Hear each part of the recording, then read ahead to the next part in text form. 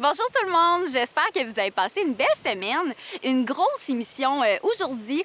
On est allé au Miel Vallée Fleurie. Christo et moi, on a visité le site patrimonial de pêche Matamadja. Aussi, on a parlé à la matapédienne Marquita Roy sur son rythme de vie particulier. Le Somonois Michel Chevary a un scoop à nous dévoiler.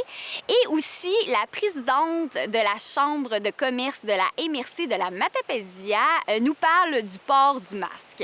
Avant, allons à l'actualité.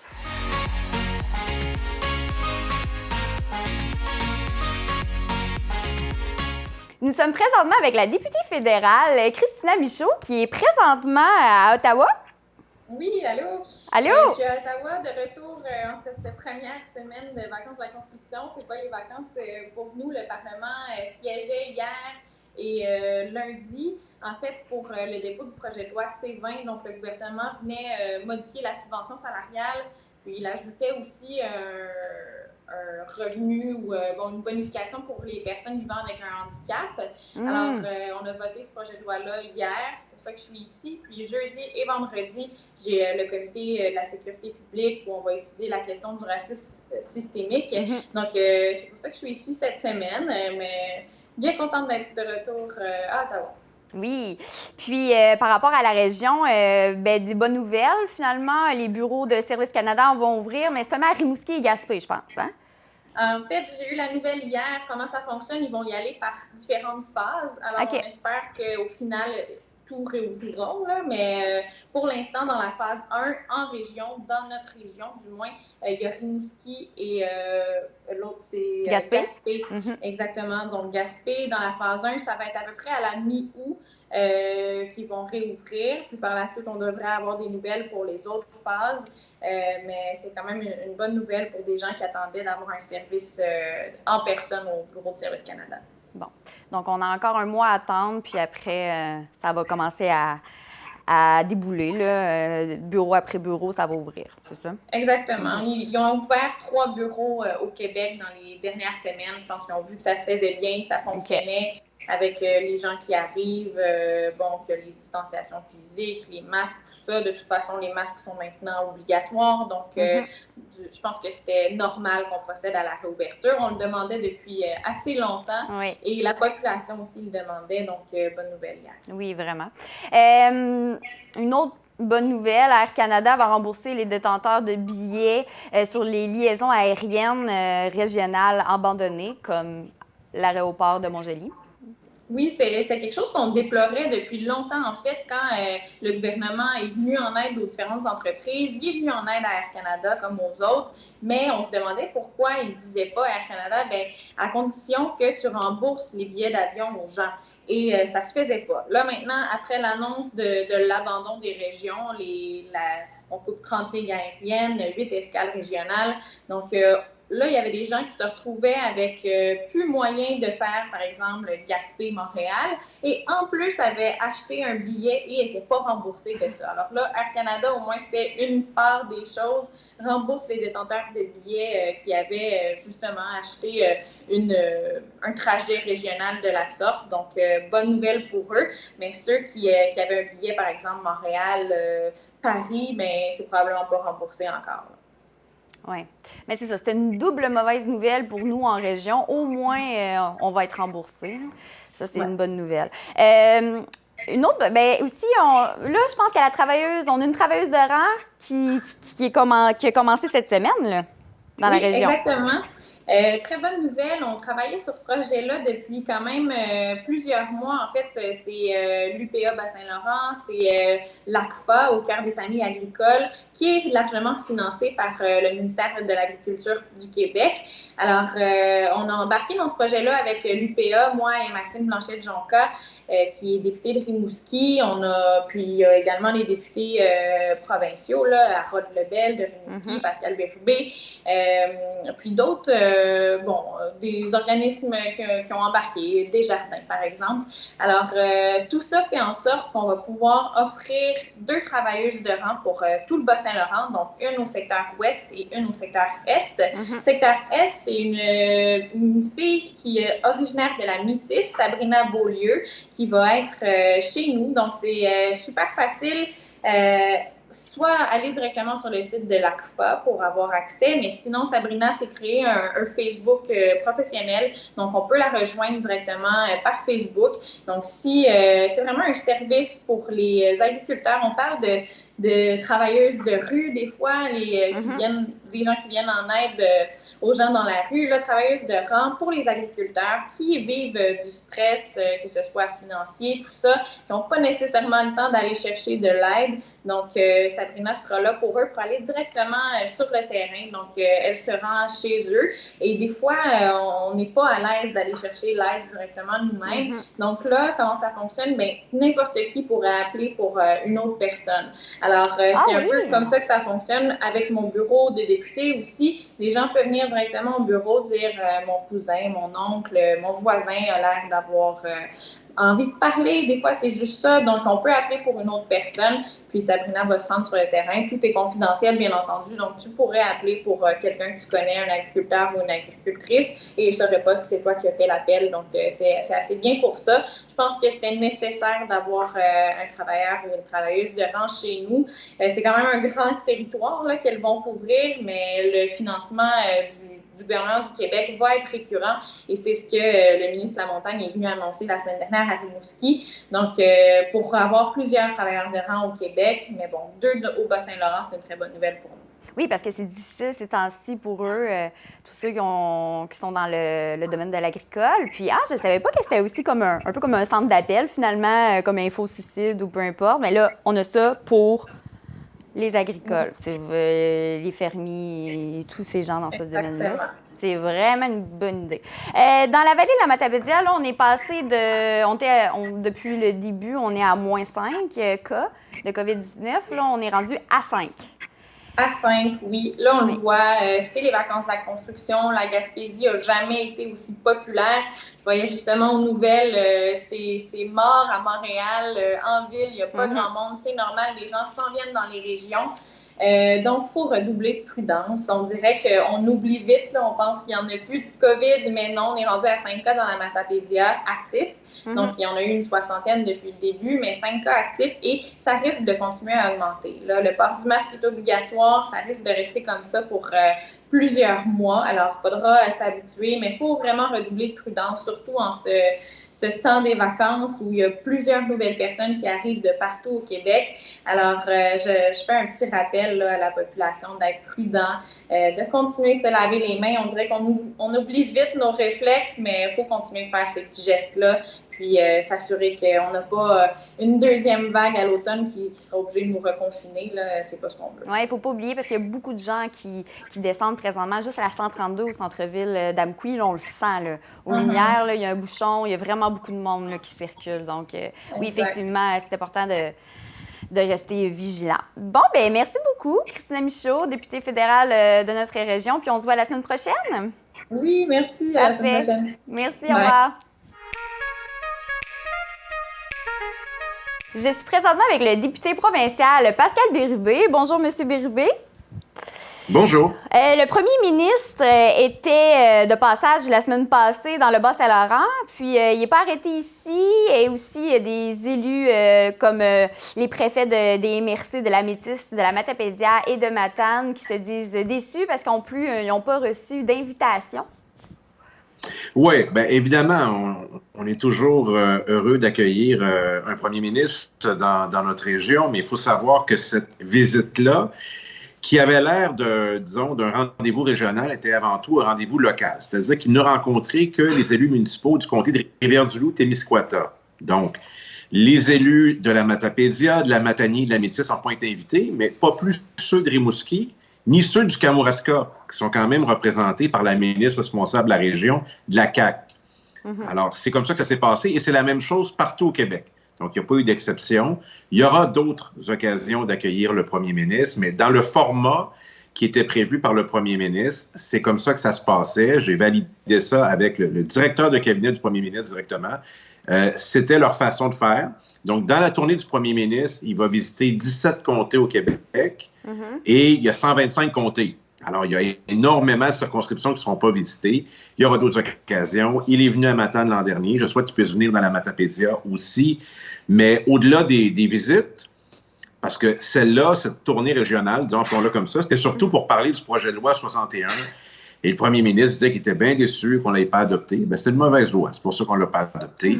Il y a d'autres occasions de faire valoir nos dossiers prioritaires tout au long de l'année. Moi, chaque fois que j'ai un dossier à promouvoir, les ministres me rappellent très rapidement ou les membres de leur cabinet. Donc, on fait ça tout au long de l'année. C'est sûr que ça donne une symbolique forte d'avoir le premier ministre qui passe chez nous, mais le vrai travail est entre les deux. Le travail de préparation puis de représentation qu'on fait à Québec auprès du gouvernement et c'est ce qui importe. Ceci étant dit, j'ai eu l'occasion d'échanger avec le premier ministre encore récemment et puis il y aura certainement une occasion là, de venir nous visiter dans notre région et échanger avec non seulement nos élus, nos entrepreneurs, la population.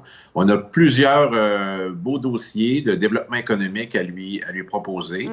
Et d'ailleurs, on va se rencontrer, la préfète de la Matapédia et moi...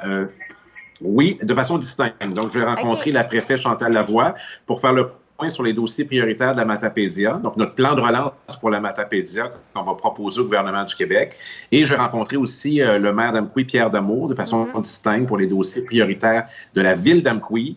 Il y a déjà là, toute une liste qu'il m'a suggérée. Donc, je l'ai invité à ce qu'on puisse se rencontrer. Puis, il est revenu rapidement. Donc, ça va se faire ce jeudi après-midi. Et pour toutes les municipalités de la Matapédia, on est en contact constant via mon bureau d'Amqui qui n'est pas fermé. On a toujours quelqu'un à temps plein qui est là. Puis moi-même, l'été, là, je prends à peu près jamais de vacances. Donc, je suis au bureau pour répondre aux citoyens. Et la Matapédia a énormément de potentiel. Puis on a des projets qui sont prometteurs. Alors, c'est là-dessus qu'on travaille. OK. Mais juste pour revenir, parce que je sais que vous avez fait une invitation au premier ministre qui vient voir la vallée et aussi Matane. Donc, vous êtes correct avec la situation qui viendra peut-être pas cet été, finalement. Ça vous va? Vous êtes à l'aise avec ça? Il y a 104 MRC au Québec. Alors, tout le monde est en concurrence pour avoir la présence physique du premier ministre. Alors, s'il ne vient pas cette fois-là, ça sera une autre fois, mais ce n'est pas un enjeu fondamental. L'enjeu le plus important, c'est lorsqu'on a un dossier, est-ce qu'on est écouté, est-ce qu'on est capable de le faire progresser? C'est ce qui m'importe le plus. Pour le reste, évidemment que c'est une symbolique qui est intéressante. Mais vous savez quoi? Il y a 76 députés de la CAQ au Québec, des députés au pouvoir, puis il y en a seulement 15 qui auront été visités dans la tournée du premier ministre. Non, on n'est pas les seuls. Donc, voilà, il faut mettre les choses en perspective parfois. Alors, tu sais, les gens disent « Ah, mais là, les comtés au pouvoir, 15 comtés visités sur 76. » C'est pas un enjeu. L'enjeu, c'est est-ce qu'on est écouté? Puis il y a des enjeux intéressants qui vont faire l'objet de débats partout au Québec. J'ai entendu parler de la relance de l'éolien, par exemple.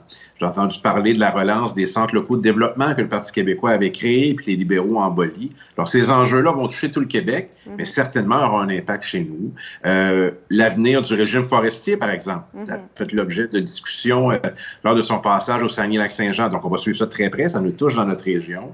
L'avenir des soins de santé, par exemple, la possibilité qu'on retrouve au CHSLD Marianne-Ouellette ou à l'hôpital d'Amqui des directeurs ou des directrices locaux.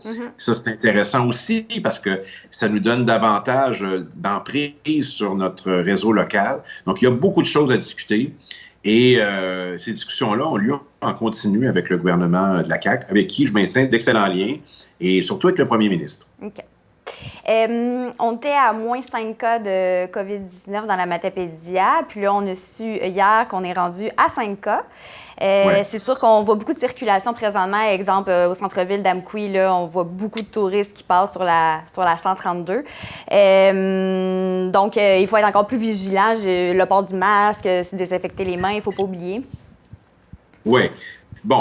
Alors, souvent, je me fais poser la question, pourquoi on disait moins de 5 cas, puis à un moment donné, quand on a 5, on l'annonce? Oui. D'abord, c'est pas moi qui fais ces règles-là, c'est la santé publique. La raison pour laquelle depuis le début de la pandémie, on disait moins de 5 cas, c'est pour pas dire qu'il y en a 0, pour que les gens restent vigilants. C'est ça la raison. Alors, les 5 cas, c'est depuis le début de la pandémie. Et là, il y en a eu un récemment, donc on arrive à 5. Puis là, à partir de 5, quand il y en aura des nouveaux, ça va augmenter.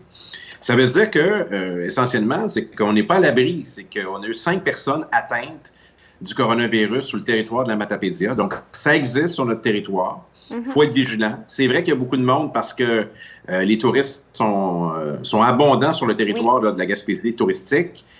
Et chaque fois qu'on parle de ça, notamment le port du masque, qui est une décision du gouvernement du Québec et de la santé publique, il y a des réactions. Bon, il y a des gens qui ne croient pas à ça, la pandémie. Il y a des gens qui ne veulent pas porter le masque. Moi, je dis, écoutez, vous avez le droit à vos convictions, mais les règles sont pour tout le monde. Alors, il faut porter le masque pour se protéger et pour protéger les autres aussi. C'est pas une règle que j'ai décidée. Ça ne nous empêche pas d'être critiques à l'égard du gouvernement de la CAQ. Puis il y a des gens qui ont plein de reproches à leur faire. Vous pouvez leur adresser. Mais la seule chose que je dis aux Matapédiens, Matapédiennes, puis aux gens de ma circonscription et d'ailleurs au Québec, c'est on va agir pour le mieux, puis on va être responsable. Alors, c'est pas quelque chose qui est agréable, porter un masque, mais c'est nécessaire dans les circonstances. Donc, la façon la plus responsable de l'aborder, c'est portez-le, le masque. C'est important.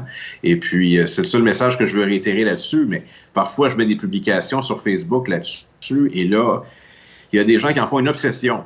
Je respecte leurs convictions, mais les règles dans une société sont pour tout le monde. Alors, on les respecte, on se conforme aux règles, puis si on décide de ne pas s'y conformer, on en assure les conséquences. C'est pas seulement pour ce projet nous-mêmes, mais aussi tout le monde autour aussi, là. Nos proches. Ben voilà. Bon, mais merci beaucoup, Pascal Bérubé, député Matane Matapédia. On se voit la semaine prochaine. Avec plaisir. Merci, au revoir. Hélène Guilbeault, la nouvelle présidente de la Chambre de commerce de la MRC de la Matapédia depuis le 2 juillet dernier. Félicitations tout d'abord. Merci beaucoup. Depuis le 18 juillet dernier, samedi, le port du masque est obligatoire dans les commerces.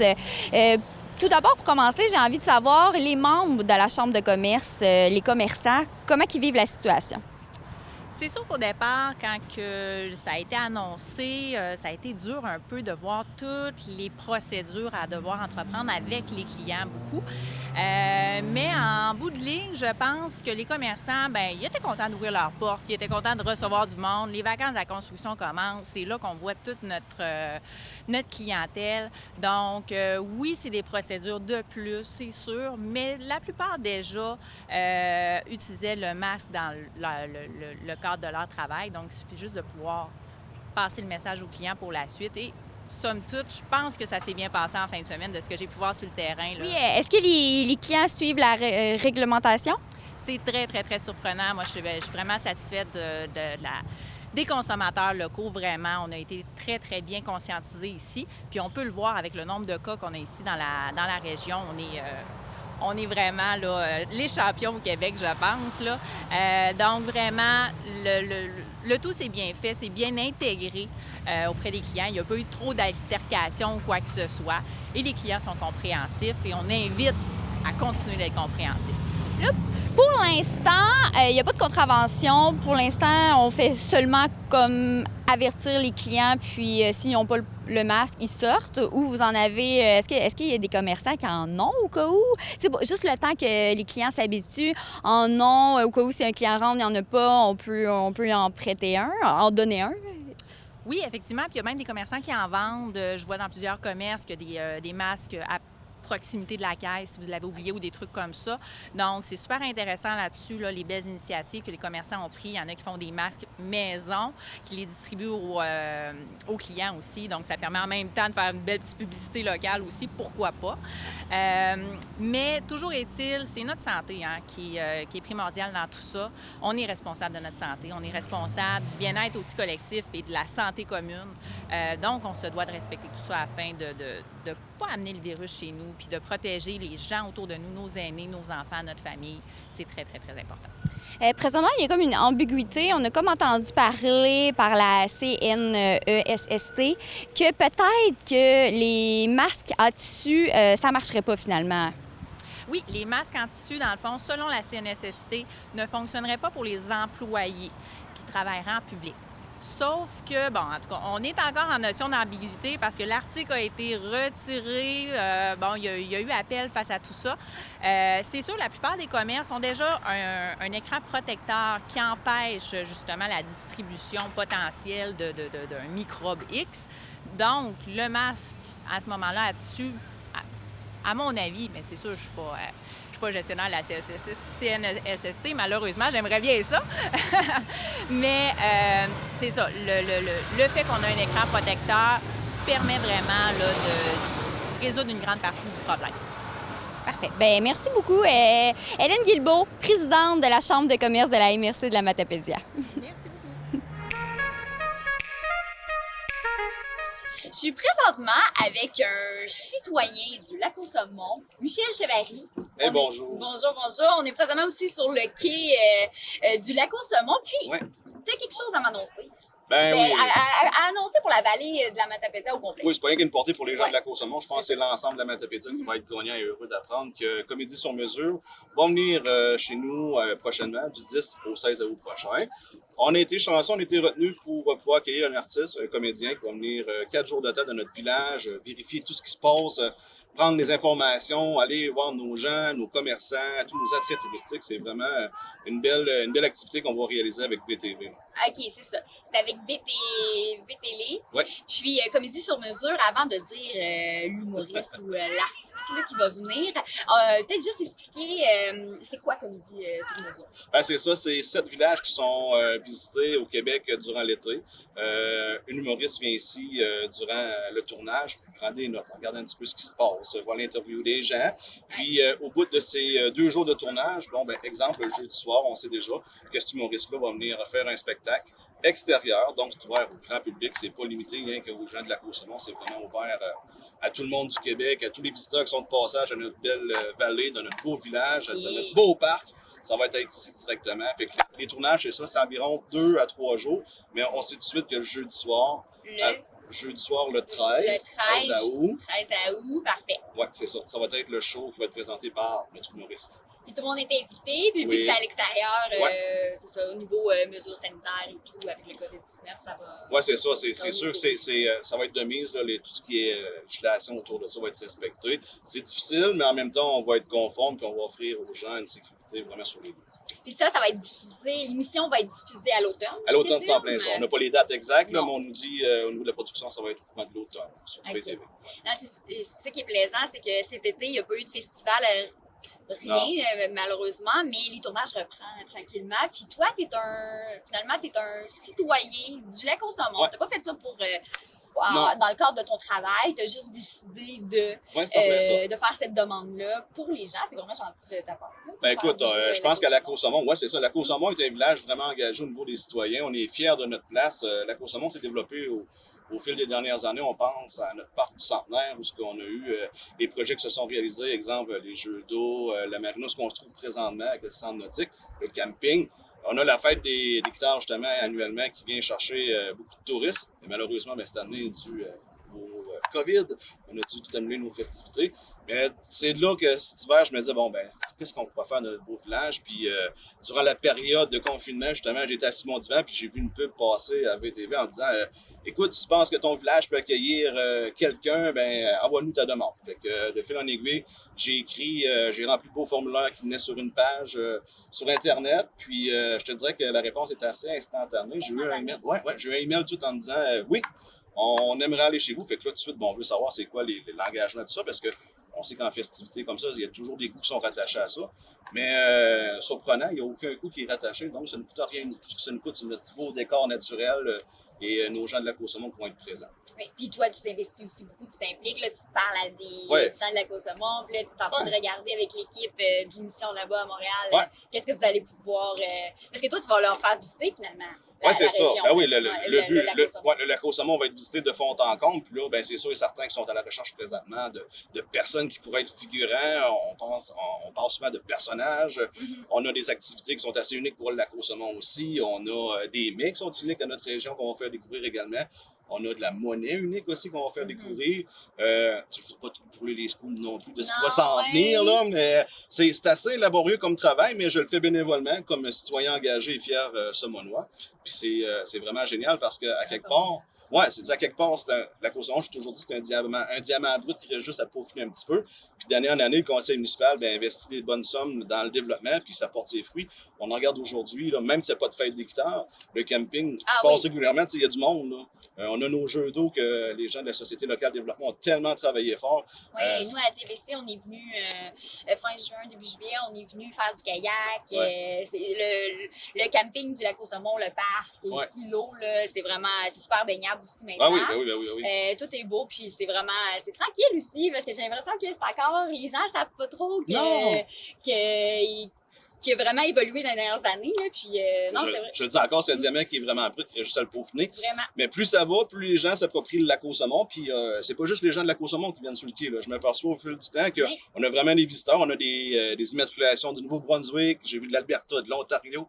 Puis en fait, c'est un moteur économique de notre région parce qu'on parle de lac au saumon, mais c'est pas juste lac au saumon, c'est vraiment la vallée qui est vraiment encerclée par rapport à tout ça. Là, les gens sont vraiment épanouis. J'ai justement des visiteurs qui sont venus la semaine passée de Repentigny, des visiteurs qui étaient venus, sont arrêtés, ils ont campé à lac au saumon. Puis déjà, pour l'année prochaine, les vacances sont déjà prises en juillet. Là. Ouais. Oui, je connais des gens aussi ça fait plusieurs étés là, qui viennent.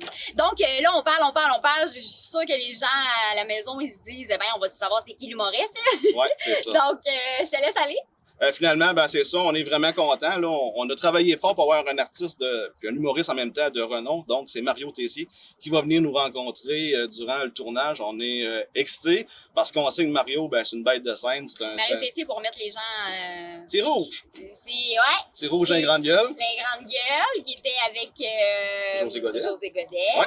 Je dirais que c'est surtout ça qu'on se souvient. C'est ça. C'est déjà beaucoup parce que là, c'est sûr que le duo est séparé, mais n'empêche que Mario, c'est ça. C'est une légende au niveau humoristique.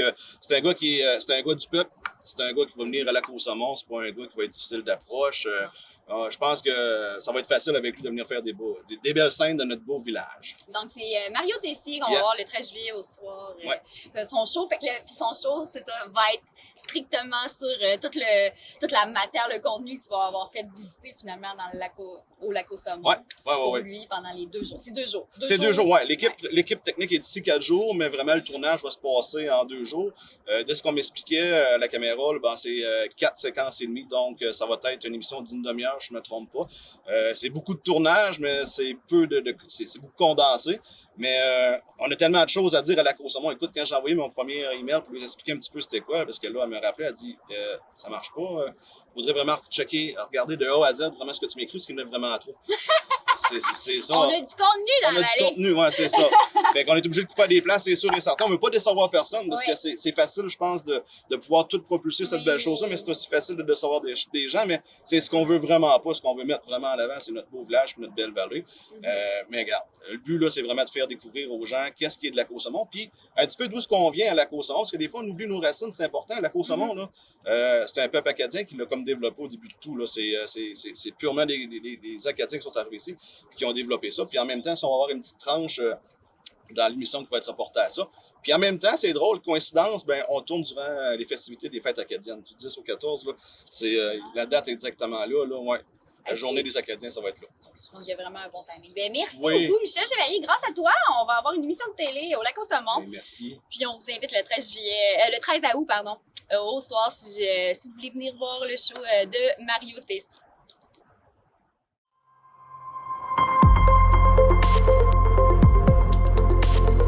Pour connaître ce qui se passe chez vous, dans la vallée de la Matapédia, TVC Matapédia, on s'y retrouve partout.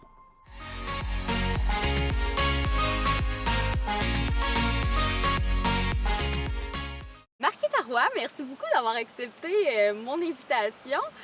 On avait vraiment envie de te rencontrer parce qu'on s'entend être je pense que tu as un rythme quand même assez particulier. Tu es directrice des pépinières de Sommival. Toi et ton conjoint, vous avez une ferme. Puis on sait qu'une ferme, c'est beaucoup de travail. Et en plus, vous avez 8 enfants. C'est ça. Donc, j'ai envie de te demander comment tu fais. Un pas à la fois. Je me lève tôt tous les matins, je me couche assez tôt tous les soirs aussi, là, mais chaque journée est bien remplie. Oui, mais comme tu me disais en pré-entrevue, à 4-5 heures du matin, tu es déjà en action. Là. Oui, bien, ça commence tôt. Là. Mon conjoint, lui, c'est 4h moins quart. Moi, ça commence plus vers 5h30. À 6h, là, les choses sont enclenchées, les lavages sont partis, puis on commence nos journées. OK. Puis toi, tu sais, comme relaxer en prenant son café, en écoutant Salut, bonjour, ça n'existe pas. Non, ben j'aime pas le café. Il y a personne qui veut me voir sur le café, de toute façon. Là. Puis, dans le fond, tous les jours, tu es vraiment comme qu'on parlait en pré-entrevue. Tu sais, tous les jours, tu es vraiment comme... C'est rare que tu prennes une journée relax devant la télévision ou... Non, je suis pas tellement télévision, là, en partant, mais journée relax, habituellement, là, je les charge tellement que ça n'a rien à voir avec quelque chose de relaxant. Là. Moi, relaxer, c'est pouvoir aller courir, faire mon vélo... Mais c'est ça, j'allais dire. En plus, tu es une sportive, tu t'entraînes minimum 3 fois semaine. Oui, ça, l'été, là, j'essaie de pas baisser en bas de ça, mais l'hiver, j'ai un peu plus de temps, fait que je me donne ça plus. Puis tu me disais que souvent, ce que tu fais, c'est comme minimum le tour du lac Oumkoui à la course. Ça, c'est parce que c'est psychologique, on dirait, qu'en bas du lac Oumkoui, c'est comme si ma tête n'était pas satisfaite, là. Ça fait que, oui. Puis là, en plus, j'ai envie de parler parce que ça, t'as 8 enfants, mais c'est pas 8 enfants qui vient de toi et ton chum. Dans le fond, qu'est-ce qui s'est passé? C'est qu'au début, quand tu t'es mis en couple avec ton conjoint, il y avait déjà 2 enfants, Jean-François et Alex, qui étaient très jeunes, donc c'est comme tes enfants. Puis par la suite, vous avez décidé, puisque ça marchait pas, je crois, avoir des enfants ensemble, vous avez décidé d'adopter. C'est ça. Quand on a vu là, que ça fonctionnait pas, moi, je suis passée assez vite à l'étape ou à la solution adoption. Fait que là, on a entrepris des démarches, c'est assez long, là, mais ça s'est quand même bien passé. Fait que des démarches à l'étranger, on a eu toutes sortes de surprises. Fait que finalement, on est monté à 8 enfants, rapidement. Vous avez été au Vietnam, chercher Oui. le premier. Il s'appelle Éloi, je pense? Oui, Éloi maintenant 18 ans. Puis c'est le premier qu'on est allé chercher au Vietnam. C'était notre première grande aventure d'adoption. Puis ça a été vraiment un coup de foudre, là. Là, c'est sûr qu'à 18 ans, s'il entend ça, il va dire « Ah non! »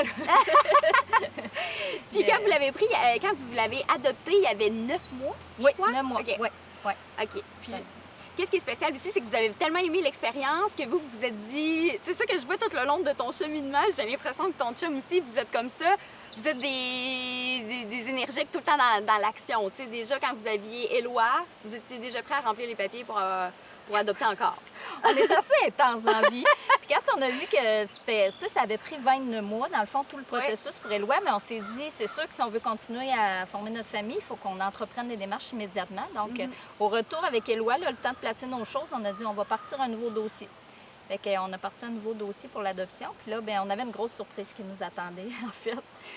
C'est que, parce que la première étape, c'est vraiment de contacter le centre jeunesse qui font leur étude psychosociale pour savoir si tu es apte à l'adoption. Oui. Quand on les a contactés pour un nouveau dossier au Vietnam, ils nous ont dit, bien, on aurait quelque chose d'un peu fou à vous proposer. Dans le fond, c'est 4 sœurs du Québec qui sont présentement en famille d'accueil puis qui sont à haut risque d'abandon. Donc, c'est des enfants qui vont être proposés à l'adoption. Puis, après mûre réflexion, on a embarqué dans le projet. Mais tu sais, mûre réflexion, c'est une grosse réflexion. Tu sais, j'ai comme envie de savoir quel genre de réflexion vous avez eu.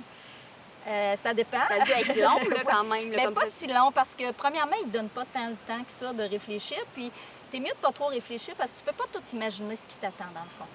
Moi, là, j'ai réglé les choses principales. Est-ce que je suis capable de les accueillir physiquement? Est-ce que moi, je suis prête? Bon, première étape. Est-ce que physiquement, je suis capable de les accueillir? Puis, est-ce que financièrement, je suis capable de les faire vivre? Là, quand j'ai eu répondu à ces 3 questions-là, bien, je me suis dit, OK, on y va, puis on va faire confiance au destin. Mais c'est fou comment que vous êtes quand même des personnes... Comment je peux dire? Tu sais, vous êtes quand même courageux, vous n'avez pas très peur. C'est quand même un gros défi. Là, vous aviez 4 sœurs. Il y avait quel âge quand vous les avez adoptées? La plus jeune avait 9 mois. Après ça, il y en a une qui venait d'avoir 2 ans, une 4 ans, une 5 ans. Là, c'était tout frais. Là. C'était, dans le fond, les 4 avaient en bas de 5 ans. Puis Éloi venait d'arriver. Tout ça, c'était dans la même année, là, en dedans d'un an. Donc, Éloi, il avait comme la même âge que l'avant-dernière? Oui, j'ai ils ont l'impression? 6 mois de différence, en fait. Puis là, là, pendant tout ça, vous aviez toujours la ferme. Donc, Oui. On l'a pas mis sur ça. pause. Donc, le niveau logistique, j'imagine que ton conjoint il était plus à la ferme, puis toi, tu gérais les 5 enfants? C'est un peu ça, là. Mais mon conjoint a pris vraiment les 2 plus vieilles là, sous son aile parce qu'au début, il y a une des 2 plus jeunes qui était malade beaucoup, fait qu'elle demandait un petit peu plus d'attention. Fait que moi, je me suis concentrée sur les 3 plus jeunes qui étaient d'ailleurs aux couches, les 3 à l'époque. Puis Claude, il travaillait beaucoup avec les 2 plus vieilles. Fait que ça a bien fait aussi. C'était des enfants qui aimaient beaucoup les animaux. Fait que la ferme, ça a été très salutaire pour Puis les 2 plus vieux, t'es rendu vraiment plus... c'est ça, les 2 plus vieux étaient à l'école, ils étaient quand même autonomes, puis ils ont été vraiment gentils. C'est un projet qu'ils ont accepté d'embarquer avec nous autres, là, parce qu'on les a tassés. Là. Quand ça embarque 5 enfants, on tombe 2 par chambre, puis 3 par chambre. Puis on leur avait dit qu'on agrandirait la maison, mais c'était quand même un projet sur quelques mois. Là. Fait qu'ils ont été... Parce que des fois, on voit les enfants, soit qui sont super excités d'avoir plein de petits frères et de petites sœurs, ou ils étaient plutôt comme insécures. Non, ils ont vraiment bien fait ça, je te dirais. Jean-François, le plus vieux, lui, il a été assez responsable rapidement. Là. L'été, dans les vacances, il me donnait un coup de main. Lui, il s'occupait de la petite, il m'aidait beaucoup à faire à manger. Puis Alexandre, lui, il s'amusait avec eux autres. Lui, il a vraiment, là, j'ai des souvenirs de l'avoir vu jouer au hockey dans le salon avec eux autres, puis il leur tapait du carton ses jambes pour leur faire des pads. Là, non, il y a vraiment beaucoup... ils ont il y a déjà des enfants aussi, Alex, là, tu vois que ça lui a peut-être donné le goût de... Oui. D'avoir des enfants. Puis aussi, est-ce que vous aviez de l'aide de vos parents? Ou... Bien, moi, mes parents étaient encore sur le marché du travail. OK. Mais c'est sûr qu'ils nous donnaient des coups de main. Mais moi, quand les filles sont arrivées, là, c'est une anecdote parce que cette journée-là, elles avaient la gastro. Tu les connais pas. Fait qu'ils ont débarqué les 4 avec la gastro. Ça a été une nuit assez rock'n'roll. Je me souviens, je me couchais avec les gars de vaisselle, puis là, aussitôt qu'il y en a un qui était malade, je me relevais.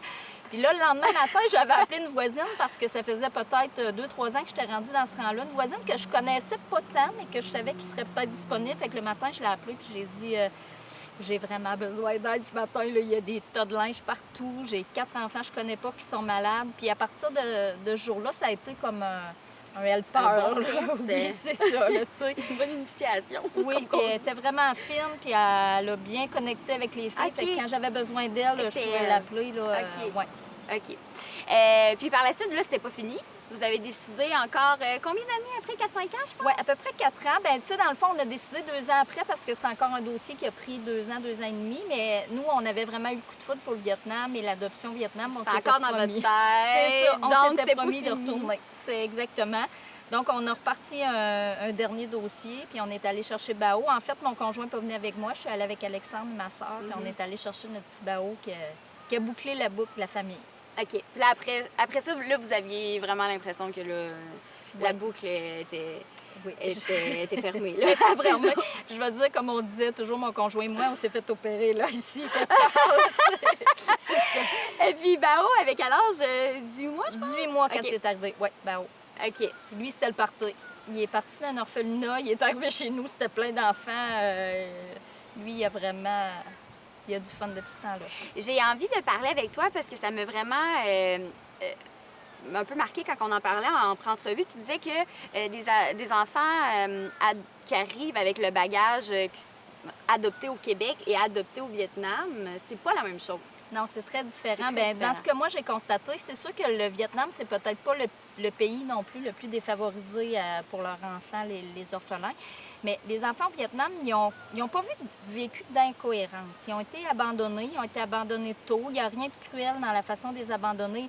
Un abandon est toujours cruel, mais je veux dire, ils sont déposés à l'orphelinat, ils ne sont pas déposés dans des poubelles, ils ne sont pas trouvés dans des champs. C'est plus accepté, j'ai l'impression. Donc, le processus se fait peut-être plus... C'est plus naturel. Puis il y en a énormément. Là, je ne sais pas combien de milliers d'enfants sont adoptés ou sont abandonnés au Vietnam, mais c'est sûr qu'il y en a plusieurs. Il y a beaucoup d'orphelinats. Fait que c'est pas quelque chose d'étrange pour eux.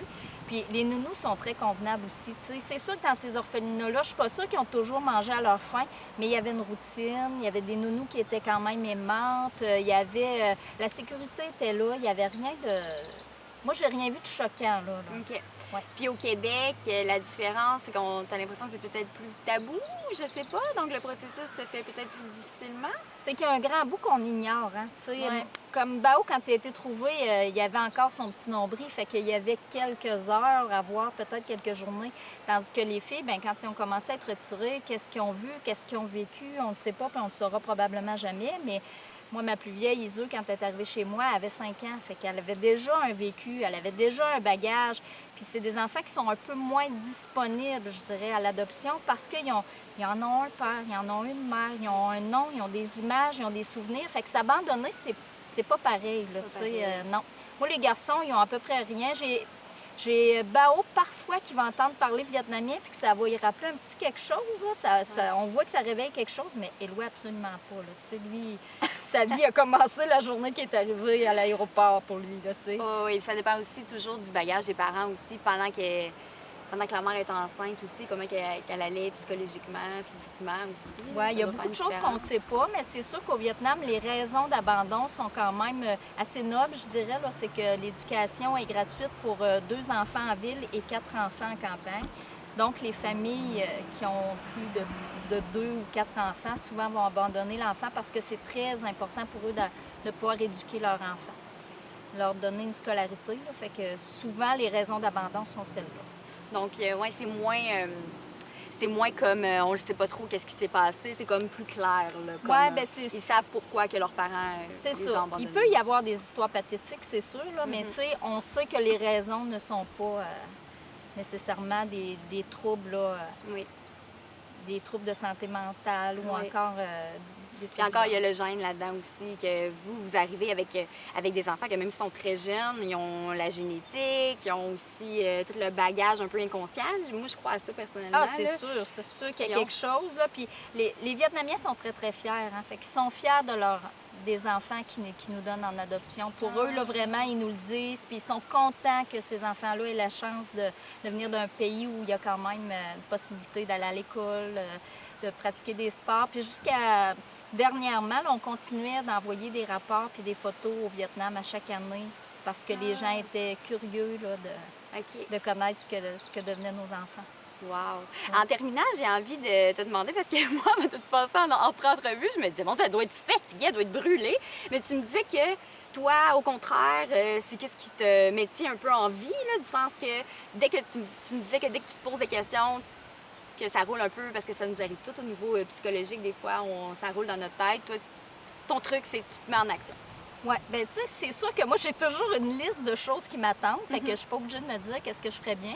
Mais c'est sûr que j'ai pas nécessairement le temps ou la tendance à me poser des questions. Mais si un matin, je me lève, ça me tente un peu moins, je me mets en action, puis c'est parti, là. Je veux dire, jusqu'au soir, c'est réglé. Je sais ce que je fais. Mais c'est sûr que c'est sûr que tu as beaucoup d'énergie, ça, c'est clair. Oui. Ça, puis- Mais je pense que je suis vraiment choyée pour ça, là. Je suis quelqu'un d'énergique, puis j'aime le monde, j'aime l'action, fait que c'est pas dur pour moi là, que ça tourne régulièrement. Ouais, puis tu as trouvé aussi le bon conjoint pour ça. Oui, c'est sûr, parce que là, ça pourrait être étourdissant. Là, Oui, tu sais. c'est clair. Bon, bien, Marquita Roy, merci beaucoup pour l'entrevue. Sérieusement, c'est vraiment intéressant. L'adoption, aussi, toi, ta personnalité, comment que tu vois la vie, c'est vraiment intéressant. Merci beaucoup d'avoir accepté. C'est moi qui vous remercie. Ça m'a fait plaisir.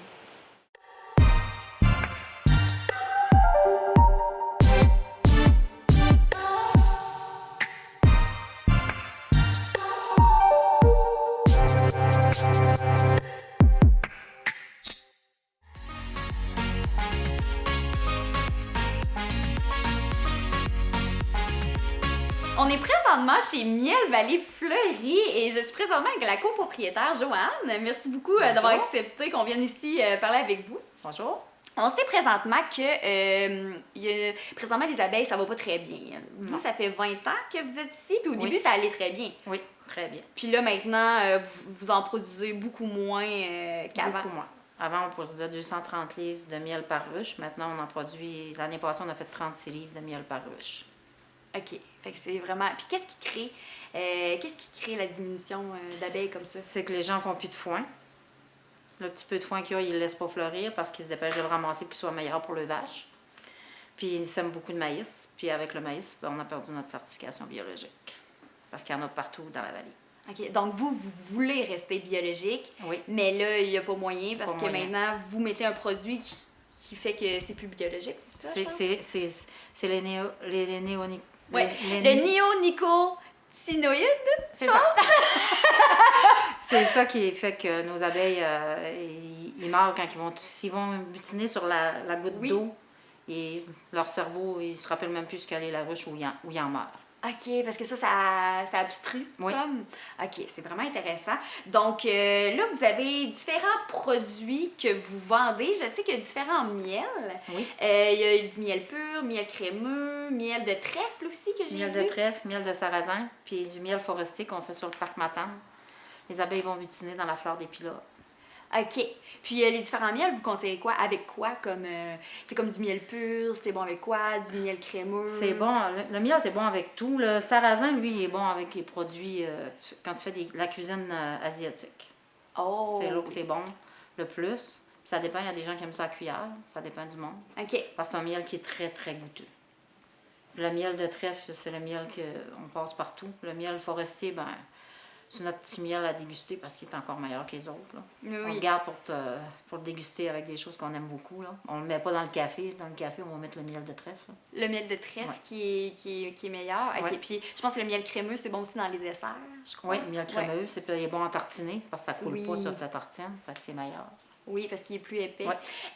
Sinon, vous faites d'autres aussi produits que j'ai vus. Oui. On fait une vinaigrette moutarde et miel, un caramel au miel fleur de sel, un chocolat fondant au miel, une confiture framboise et miel, une gelée framboise et miel, une gelée cassis et miel et une gelée bleuette sauvage et miel. Puis là, depuis cette année, je crois que vous avez une nouveauté. C'est L'an dernier. L'an dernier. Oui. Qui est un peu plus médical, je vais dire. Là. Ouais, c'est médical. Là. Ben non, mais un produit naturel Ouais, qui produit aide. naturel, c'est ça. On a une teinture de propolis, c'est un antibiotique naturel fait par les abeilles. Mais nous, il faut le transformer pour aller chercher les propriétés du propolis. Puis on fait une crème, un baume pour les mains, pour n'importe quoi. Là. C'est fait avec de la consoude, de la lavande puis de la propolis. OK, puis vous me disiez que vous avez déjà eu une brûlure, vous avez mis ce Tu produit-là. mets la crème dessus, puis immédiatement après la brûlure, tu mets ça dessus, puis le lendemain, t'es pas brûlé, t'as rien. Tout est disparu. Tout est disparu. Oui. Puis vous me disiez aussi que vous avez un problème au niveau allergique, je crois. Ah, moi, je suis bronchite asthmatique, puis je fais Oui. des allergies, puis je prends de la propolis à tous les jours. Je fais 10 gouttes de propolis dans un peu d'eau à tous les jours, puis Puis j'ai pas fait de bronchite l'hiver passé. Depuis ce temps-là. Dans le c'est naturel. Excellent. Parfait. Puis, juste pour ici, quand les gens viennent, bien sûr, ils peuvent venir acheter vos produits. Mais là, j'ai vu que vous avez une chèvre. Alors, Oui, mais les chèvres, on est obligé de s'en débarrasser à cause du COVID. On n'a pas le droit à la mini-fermette. Ah, vous avez pas le droit de la Non, mini-ferme. j'avais des poules, j'avais 10 races de poules différentes, j'avais des lapins, j'avais 8 chèvres, il m'en reste 2, puis ils vont partir cette semaine. Tous mes animaux sont partis. Bon, fait que si les gens viennent, c'est vraiment pour Ouais. acheter les produits. Acheter les c'est produits, sûr, venir à l'autocueillette. l'autocueillette, le Ouais. paysage aussi est formidable. Vous avez des jeux, là, les jeux un peu Ouais. avec le COVID, les jeux extérieurs. Je sais pas si on peut pas, les gens, moi je vais mettre une pancarte qui, s'ils veulent le nettoyer eux autres mêmes, ils peuvent. Les enfants vont pouvoir aller jouer dedans. OK, fait que vous laissez à la Je le laisse à la discrétion à la des clients. discrétion Ouais. des clients. OK, parfait. Puis, juste pour terminer, j'ai envie de parler avec vous. Est-ce qu'il y a des solutions? Parce que là, les abeilles, ça touche tout le monde, on veut pas. Tu sais, on dit beaucoup que les abeilles c'est très important pour la planète, là, pour tout ce qui est environnemental. Qu'est-ce que vous conseillez? Tu sais, c'est sûr, on est chanceux de vous avoir dans la vallée. Ça permet de garder cette espèce. Là. Mais est-ce que vous êtes pour, vous, les gens qui commencent à avoir des ruches dans leur cours et tout pour aider au niveau... Ça aide pas les ruches dans leur cours parce que si les gens ils ne les entretiennent pas comme il faut puis qu'il y a des maladies, ben les abeilles, ça se promène. Hein? Ça fait 5 km de diamètre. Fait que s'ils sont proches de nos ruches, ils vont nous contaminer. OK. Ça fait que, de préférence, on aime moins qu'il y ait des petites ruches un peu partout parce que ça peut... Si les gens ne font pas les traitements qu'il faut, puis qu'ils font pas attention, puis que là, ils attrapent des maladies parce que maintenant, il est rendu le petit coléoptère de la ruche qui est arrivé au Québec. Mm-hmm. Puis ça, s'il y a ça dans ta ruche, ton miel est à jeter même. À brûler ta ruche et à jeter le miel, il n'est pas consommable. Puis il y a la varroa qui tue les abeilles. Fait que ça, il faut que tu donnes des traitements. Nous autres, on donne des traitements bio, même si on n'est plus bio. On continue en bio quand Ouais, le même, plus seulement qu'on possible. ne paye pas la certification. On est toujours bio selon nous, mais on la paye pas. Enfin, vous voulez être bio, mais il y a des obligations que vous êtes... Oui, on doit être loin Tenu à faire. des produits, des herbicides, des insecticides. Mais là, il y en a dans les graines d'arrobage. Fait qu'on ne peut plus être loin de ça. Il y en a partout. Mais vous essayez tout de même. Fait qu'on Oui. peut dire qu'il essaie le plus possible d'être bio, mais finalement, c'est la nouvelle réglementation qui... La réglementation Qui qui fait fait qu'on ne peut pas avec le maïs qui est rendu dans la vallée. OK. Il y en a partout. Mais c'est ça ma question, c'est est-ce que tout au Québec, c'est comme ça? Oui. Ou c'est pas juste dans la vallée qu'on a C'est partout. ce règlement-là? Oui. OK. partout. Donc finalement, c'est mieux de garder peut-être, laisser les professionnels Oui. gérer les ruches finalement. Donc, en vous encourageant, on peut acheter vos produits, puis oui, c'est ça, Oui. ça peut vraiment vous aider. Donc, aussi, vous êtes dans beaucoup de magasins. Je sais que vous êtes à l'épicerie depuis toujours. Moi, ma mère, personnellement, Oui. elle achète toujours votre miel en On est épicerie. au métro, chez Richelieu. Puis on va jusqu'à la fromagerie des Basques. OK, fait que vous êtes pas mal dans toutes Oui. les Puis on est épiceries. TGA Matane. Tu sais, on essaye, puis on veut pas aller plus loin. C'est juste d'aller livrer tout le temps, là, c'est... C'est déjà beaucoup. Oui. Est-ce que vous avez une idée d'agrandir? Non. Non. Non. Parfait. Donc, vous allez jusqu'à la fromagerie des Basques, Matane, on peut vous retrouver dans les épiceries. Puis, comme on disait plus tôt, sont presque certifiés biologiques. En tout cas, tout de même, vous essayez le plus possible. Puis, présentement, avec le COVID-19, si vous voulez acheter local, qu'à acheter du miel à l'extérieur, encourager Miel On a Vallée notre Fleurie, kiosque qui est c'est à excellent. la ville d'Amqui. Oui. Puis il va être quand l'autocueillette va commencer, puis je vais avoir des fruits. Mon kiosque est ouvert à tous les jours à Amqui à vendre des fruits. Je vais avoir mes bleuets, mes framboises, puis En plus. mes produits à vendre à tous les jours, de midi à jusqu'à ce qu'il n'y ait plus de fruits. Parfait. Merci beaucoup, Joanne. Ça fait Au plaisir.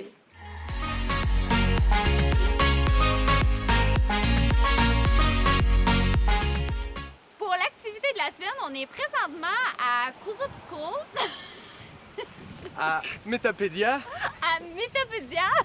c'est les anciens noms, posez pas de questions. Je te laisse aller là-dessus. Oui, ben c'est ça. Ben, je vais leur dire en français d'aujourd'hui. On est à Tacos Abscal, dans la vallée de la Matapédia, parce qu'on est sur le site patrimonial de pêche Matamadja. Puis pourquoi qu'on dit Cousup School et Métapédia?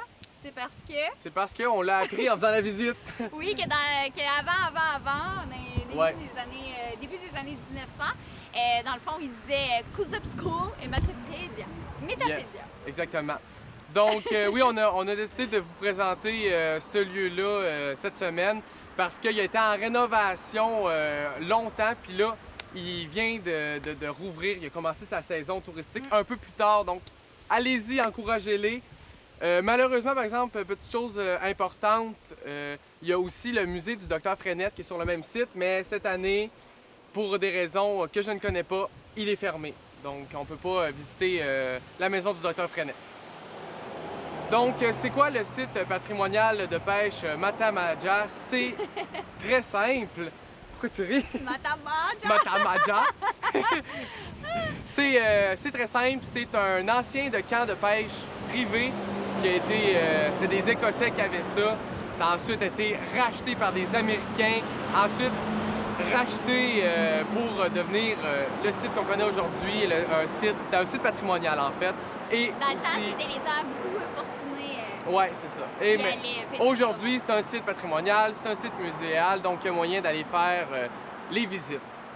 Donc, je vais vous laisser en image de notre visite à moi et Zoé. À plus tard.